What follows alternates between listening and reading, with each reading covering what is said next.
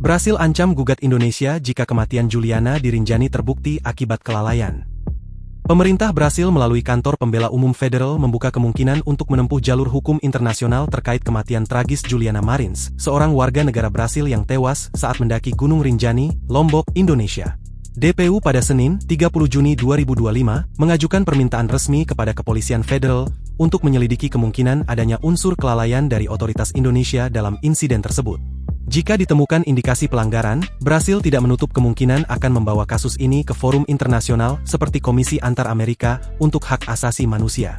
Kami sedang menunggu laporan yang disusun oleh otoritas Indonesia. Setelah laporan itu diterima kami akan menentukan langkah hukum berikutnya, ujar Thaisa Bittencourt, pembela HAM regional dari DPU. Setibanya jenazah Juliana di Brasil pada Selasa, 1 Juli 2025, keluarga segera meminta otopsi ulang untuk memastikan waktu dan penyebab kematian. Permintaan ini dikabulkan pemerintah federal dan dijadwalkan berlangsung di Institut Medis Legal Rio de Janeiro pada hari yang sama. Menurut DPU, pemeriksaan tersebut penting untuk mengklarifikasi dugaan bahwa Juliana mungkin tidak mendapatkan pertolongan memadai setelah kecelakaan. Otopsi kedua ini adalah permintaan dari keluarga, kami akan mendampingi mereka sesuai hasil laporan dan keputusan yang akan diambil, ujar Thaisa. Pemeriksaan awal di Bali menyebutkan bahwa Juliana meninggal akibat trauma hebat termasuk patah tulang dan luka dalam dan sempat bertahan hidup selama 20 menit pasca insiden. Namun keluarga mengeluhkan proses penyampaian hasil otopsi yang dilakukan lewat konferensi pers sebelum mereka sempat mendapatkan laporan resmi.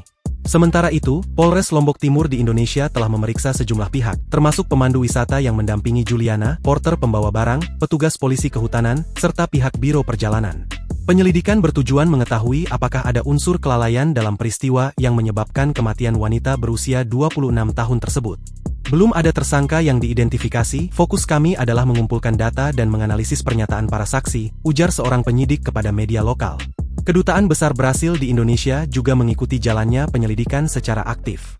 Apabila kelalaian terbukti, kasus ini berpotensi dibawa ke Komisi Antar Amerika untuk Hak Asasi Manusia, lembaga di bawah Organisasi Negara-Negara Amerika yang berkantor pusat di Washington, Amerika Serikat.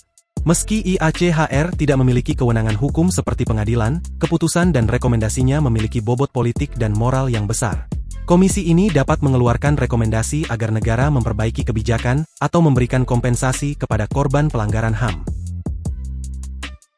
Download Tribun X sekarang, menghadirkan lokal menjadi Indonesia.